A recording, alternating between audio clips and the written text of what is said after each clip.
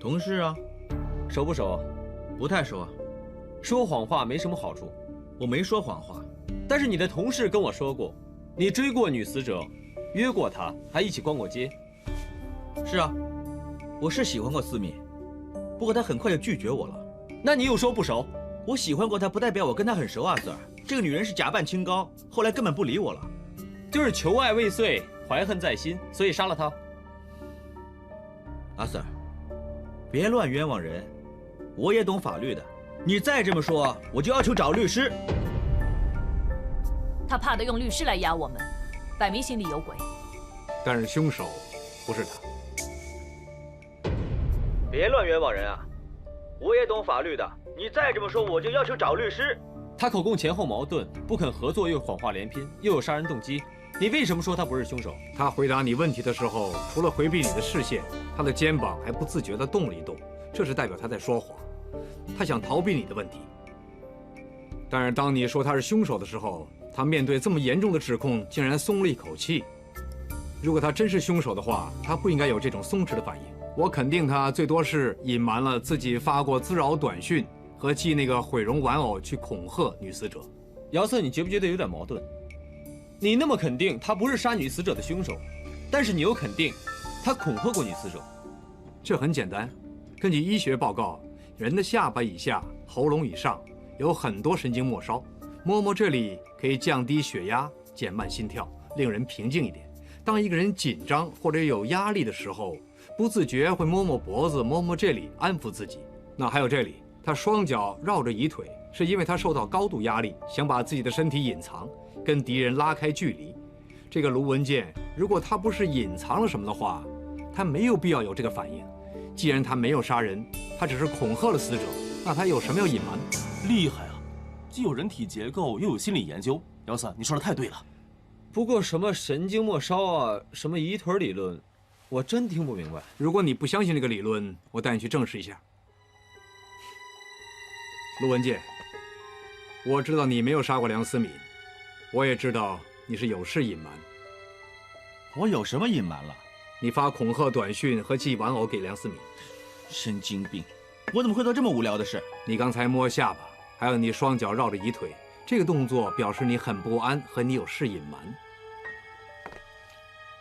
我没有啊。有，你觉得梁思敏有事瞒着你，于是你就问他为什么对你若即若离，使你那么痛苦。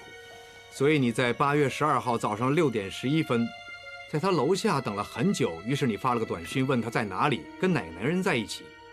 在8月15号0点38分，你发个短信给他说，不要再玩弄感情，他是玩不起的。又在8月28号晚上12点整，你又发了短信给他，说他太无情，会在后巷掐死他。没有啊，我只是咒他不得好死啊。就是承认那些恐吓短信是你发的了。你们根本就是在坑我。你不走运，我们姚 Sir 是有名的超级电脑，不会记错的。还是老实说吧。我只发过短讯和毁容玩偶给思敏，想吓唬他们。我也不想的，当初是他先挑逗我的，等我追他的时候，他又放我鸽子，摆明了就是耍我嘛。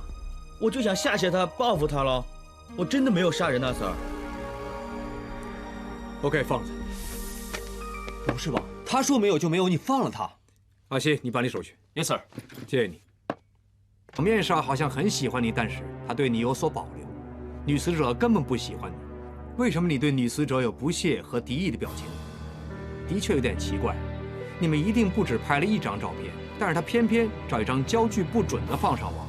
表面上他跟你很亲密，但其实他并不喜欢你。为什么他要这么做？因为他想利用我。他怎么利用你？当初思敏加入我们公司的时候，我想追她，但是被拒绝了。后来不知道为什么，她经常含情脉脉地对着我笑，经常发些短讯给我，并且暗示我在追她。那我就大胆追她了。可是她这人很奇怪，在公司的时候就缠着我，一离开公司又对我很冷淡啊。最后还是提出分手。问她为什么呢？她竟然说由始至终就没喜欢过我。其实她根本是在耍我，把我当小丑一样，耍得我几乎快疯了。那你知不知道他这么做什么目的？他不肯说。其实只要我清醒一点，就会发现他在利用我。我记得那次在公司的周年晚会上，各位同事，跟着要做的比赛是运转乾坤水为财。哇，喂，你现在要去玩，而且一定要赢。那么无聊，别玩了。一定要玩啊！记不记得你说过什么都肯为我做啊？我不管啊，你现在是不是不玩啊？那我找别人陪我玩。不要我玩，我玩，你别生气，我听你的嘛。哎，卢大人！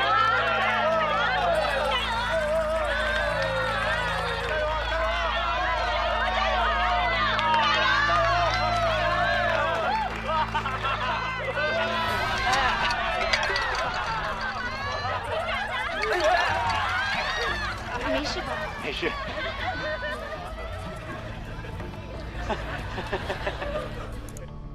女死者喜欢耍她男朋友，她那么做应该是想气陆文杰。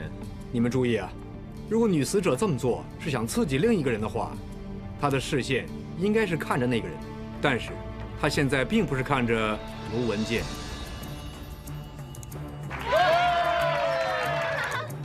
女死者的视线是看着台上，她好像看着那个司仪。没错，女死者的视线的确是看着那个司仪。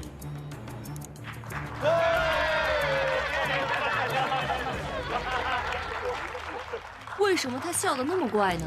这个司仪，他笑起来紧闭双唇，这种笑在心理学上叫做 cool smile， 是狞笑，也就是带着怒气的冷笑，就是有点生气的笑。台下玩游戏还看见何永光摔在地下像水鸭子似的，他应该开心才对啊。是啊，他身为司仪更应该带动现场的气氛。他到底气什么呢？那要问他才知道。李先生，他们是警察，西九龙重案组。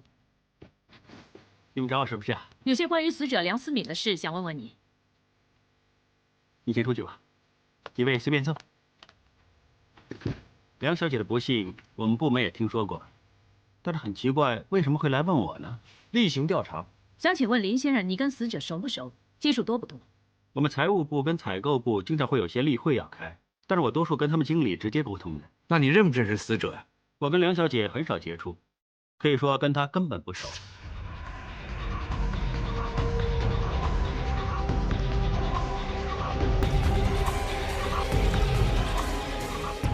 哇哦，终于被我找到了！找到什么了？你看看。让开啊！这有什么兴奋的？死者跟林维生既没有眼神，又没有接触。全，姚 Sir 叫我们记下他们一起出现过的片段吗？我看闭路电视录影带8个钟头了，终于第一次看见他们在一起，还不值得高兴啊？开心也对，真的好，看着眼都花了，都没发现，Madam，要我们记下这些干什么呢？不知道，姚 Sir 这么说一定有他的道理。继续吧。上有政策，下有对策，快有快看，慢有慢看嘛。喂，神经病啊，8倍、16倍嘛。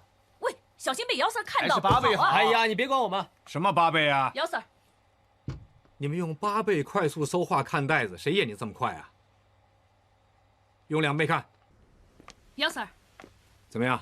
其实他们不是存心偷懒的。大家看了一天袋子，的确是累了。我知道你叫我们看袋子，一定会有你的原因。不过我们手上还有很多证人和证据要跟进，况且暂时也没有证据显示林维生有杀女死者的嫌疑。为什么要花这么多时间在他身上呢？你有没有注意到，当我们盘问林维生的时候，他有什么反应？他有点意外，不过他说的话也很合理，答问题的时候也很肯定，也没有姚 Sir 所说的一般人说谎话的时候会出现的细微动作呀。但你还记不记得，当我问他跟女死者熟不熟的时候，他又有什么反应？克林顿跟白宫见习生莱温斯基有染，克林顿当着全世界在电视机里说，他说 I did not have sexual relations with the woman, Miss Lewinsky。我跟莱温斯基没有发生过性行为。他的眼神跟手指的方向完全不一致，就好像刚才林维生那样。我跟梁小姐很少接触，可以说跟她完全不熟。这个就是林维生说谎话的动作。一个人如果说的是事实，他的眼神和手指的方向应该是一致，所以我肯定林维生跟死者之间一定有秘密。姚 Sir， 你在这儿？你怎么会来啊？哦，知道你跟大家做的辛苦，所以特地慰劳一下吗 ？Hello， 大家好，辛苦啦，吃点东西吧。哇，这么多吃的，吃东西。哇，热狗啊，我喜欢。热狗又是你？你认识啊？谁认识他？上次就是你的热狗弄得我一身茄汁。弄脏你啊，师兄，不好意思啊 ，sorry 啊？Sorry 什么呀？行了，还小气吗？不好意思。嗨 Hello， 卖有希啊，人称西九龙黄宗泽就是我了。西西，你好，你叫我贝尔就行了。哇，你的手这么滑呀！谢谢，快吃东西吧。好。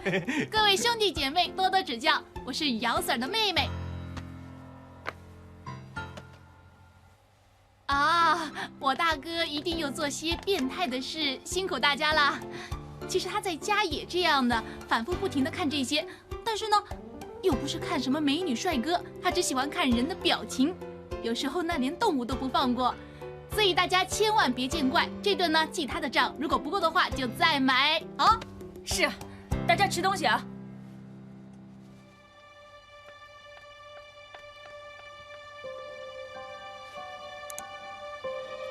大家看片子，看到些什么？有什么？两个不认识的人坐电梯喽。他们不只认识，而且还很熟。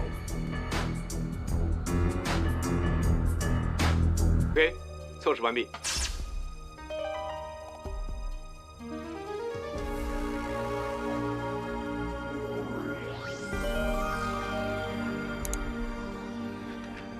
看完这2段录像，大家看到些什么？看到这无头苍蝇在那里撞来撞去。电梯人多嘛，好狗不挡道啊！谁挡你了？是你太胖，快减肥吧！你说什么呀？除了死者搭的电梯人少，我们的电梯人多，还有阿 Sir 你吓唬人造成的混乱情况之外，我不觉得有什么特别。我觉得死者跟林维生是认识的。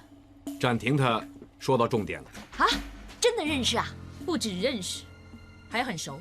Madam，你怎么看了？没有，就是看了这2段录像，再看看战法，我总觉得他们俩认识，这是我直觉。那直觉呢，是一个人的学问，再加上经验累积出来的判断力，有时候很准的。暂停，你刚才判断的很准，你可以多利用你的直觉。我们再回到这个话题，根据研究呢，当一个人到了陌生环境的时候，为了寻找安全感，他们会靠墙站。那就对了，林维生跟女死者正是靠墙站的。但是美国文化人类学家 Abraham 曾经说过，他说人与人之间有4种空间距离。第一种 public distance 公众距离，可以到360厘米那么远。第二种是 social distance 社交距离，大概从120到360厘米，就好像我们隔着张桌子这种距离。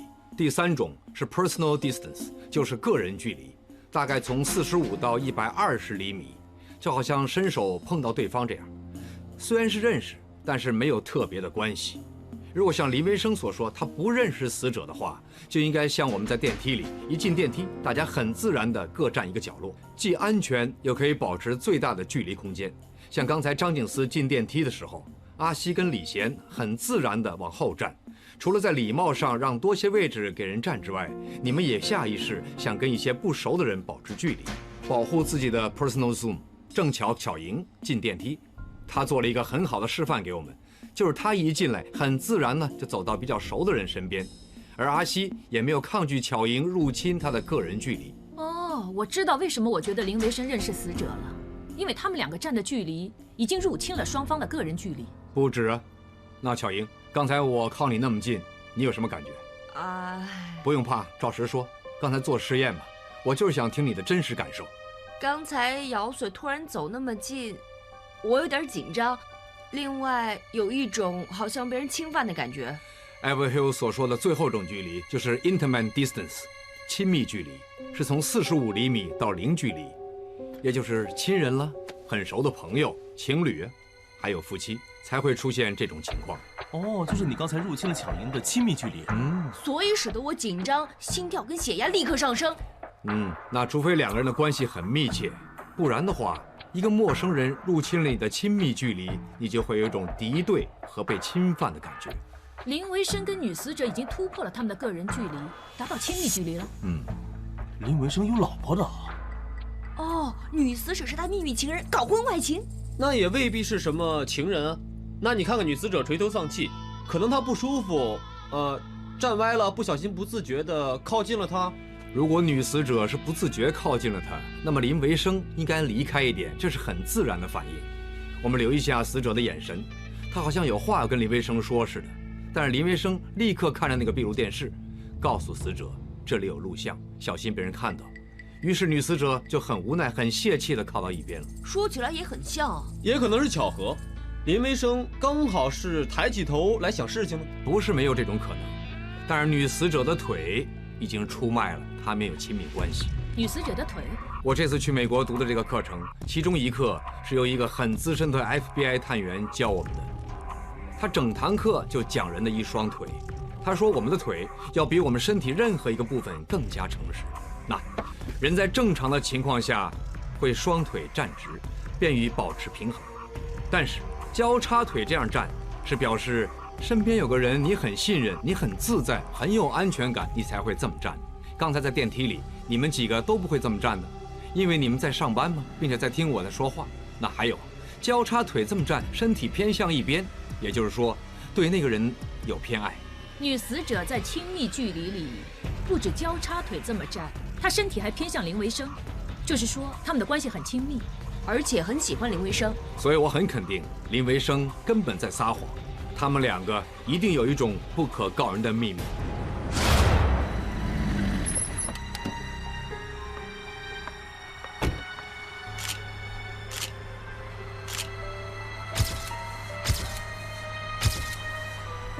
跟了几天，这个林维生他都很准时上班下班呢。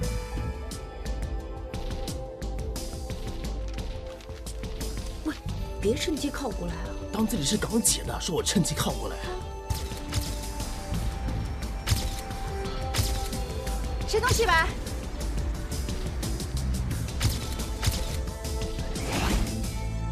我们跟了林维生很多天，他除了上班下班之外，就是回家。就算是放假，也只是陪着老婆和孩子。这么老实的人，会不会搞什么婚外情啊？姚瑟，老实只是表面，男人有很多是你想不到的。如果因为他外表老实，就说他不会搞婚外情，我觉得这种说法很武断。我只是说说而已。暂停，你好像有感而发。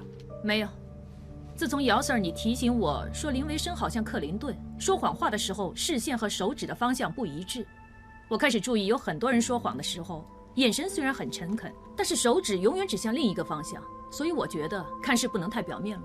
OK， 那我们就别太表面，深入调查一下林维生，跟他的下属聊聊。OK。Yes sir。我是普普高财务部的副经理，是林经理的副手，不知道两位有什么想问呢？你们部门跟梁思敏熟不熟啊？跟梁思敏不太熟。那你觉得林经理跟梁思敏熟不熟呢？他们接触的多不多？其实我们财务部跟采购部接触不多的，只是每季的第一个星期跟母公司开例会的时候才会碰面。哎，就在这间房。而梁思敏来公司大约半年，只是开过2次会。如果你问我，我觉得林经理跟他不太熟。你们平时都会用吗？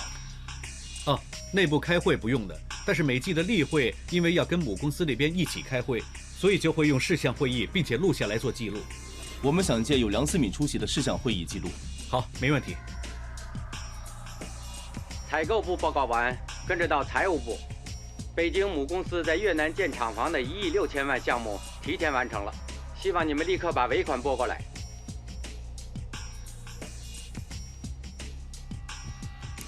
Blocking behavior， 听到一些不想听到的事，就会用手捂着耳朵。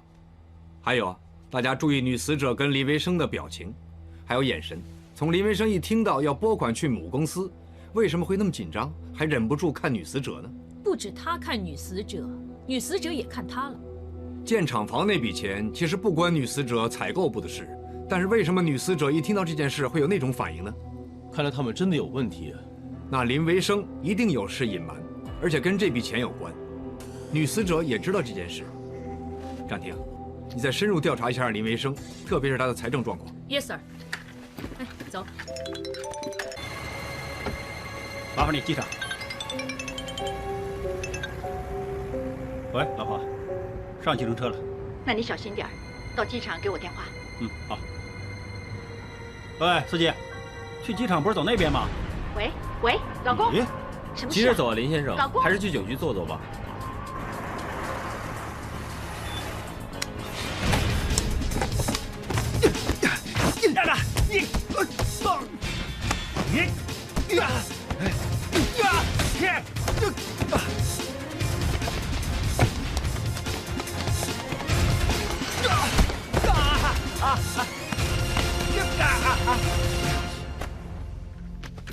干嘛走得这么急啊？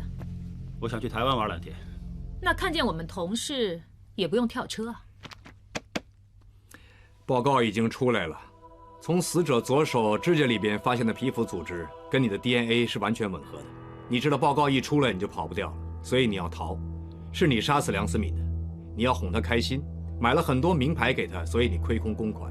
但是他又反而用这一点来威胁你，要你跟老婆离婚，然后你就跟他争执，之后杀了他。其实你很后悔杀死他，你刚才捂着双眼是不想听到这个事实。你表情现在很难过，很伤心，证明你很喜欢死者。既然你那么喜欢他，为什么要杀他呀？我没有。你有。你半夜引他到后巷，看见没人就捂住他的嘴，让他窒息而死。我没有，我没有。你有，你是有计划、有预谋，蓄意杀害梁思敏。我没想过要杀他，是他逼我的。那晚我跟我老婆在家，突然收到他发的信息，他说要跟我摊牌。我到了酒吧外面，他就发疯的冲过来问我想怎么样。你终于肯来了吗？你又想怎么样？我问你想怎么样啊？你要不要娶我啊？那别这样说啊！说，我怕被人看见，没办法，就拉他去了后巷谈。哎呀，你跟我来嘛！放手啊！你说谎，你说会跟你老婆离婚娶我的，你一直都在欺骗我。我是跟他说过，但是我老婆说如果我跟他离婚，他就跟儿子一起死，你叫我怎么办呢？我不知道你哪句是真的，我不管，反正今晚就是最后期限，你再不跟你老婆离婚，我就把你的坏事爆出来。我亏空公款也是为了你呀，要不是你贪慕虚荣，乱花钱乱挥霍，买名牌要最好的享受，我会去炒股票，搞得现在一身都是债。你快把我逼疯了，你用尽一切手段了，故意在公司惹男人追你，就是要气我。是啊，我是气你啊，但是有用吗？你还是不肯公开我们的关系，也不肯跟你老婆离婚呢。我知道你不开心，但是我已经买了很多东西哄你了，你这还不满足？我是不满足，懒得再跟你说。我现在数3声，再不跟你老婆离婚的话，我就把你的坏事爆出来。1、2、3。思敏，别这样，思敏，不要，放手啊！不要！我要告诉全世界，你用公司的钱去炒股票。不要，不要，让人知道我死定了！放开！不要！闭嘴！闭嘴！别叫！别叫！住嘴！住嘴！住嘴！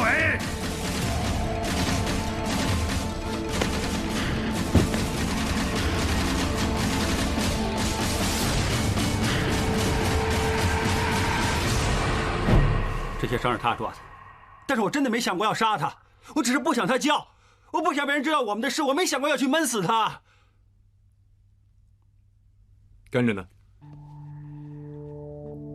我看他晕倒在地上，没有呼吸，我很怕，所以立刻走了。